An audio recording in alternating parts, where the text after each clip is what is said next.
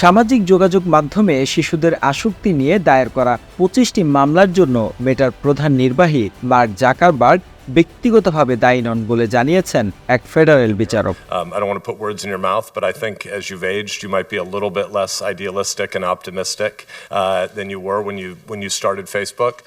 ক্যালিফোর্নিয়ার ওকল্যান্ডে US district বিচারক Ivan Gonzalez Rogers জাকারবার্গের বিরুদ্ধে অভিযোগ প্রত্যাখ্যান করেছেন। বিচারক ইভান জানান, মার্ক জাকারবার্গের বিরুদ্ধে অভিযোগগুলো সঠিক নয়। ওইসব অভিযোগে দাবি করা হয় শিশুদের থেকে ফেসবুক ও ইনস্টাগ্রাম ব্যবহার করার মানসিক স্বাস্থ্য সংক্রান্ত গুরুতর ঝুঁকি লুকানোর জন্য মার্ক জাকারবার্গ ব্যক্তিগতভাবে মেটাকে নির্দেশ দিয়েছিলেন। বিচারক এসব দাবি প্রত্যাখ্যান করেছেন, কারণ জাকারবার্গকে এই কাজের জন্য ব্যক্তিগতভাবে দায়ী করার পর্যাপ্ত প্রমাণ নেই।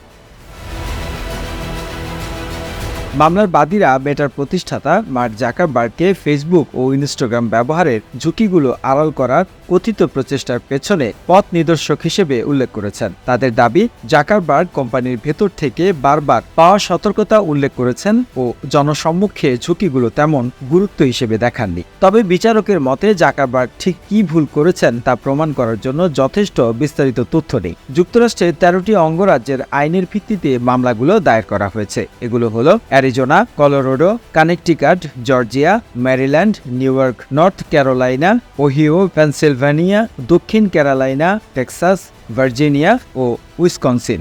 মামলার বাদীদের প্রতিনিধিত্ব করছেন মোটলি রাইস ল ফার্মের অংশীদার প্রেভিন ওয়ারিন।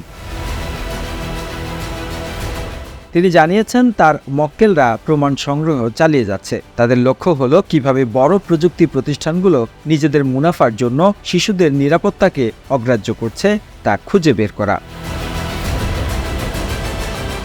The news Bangladesh desk report.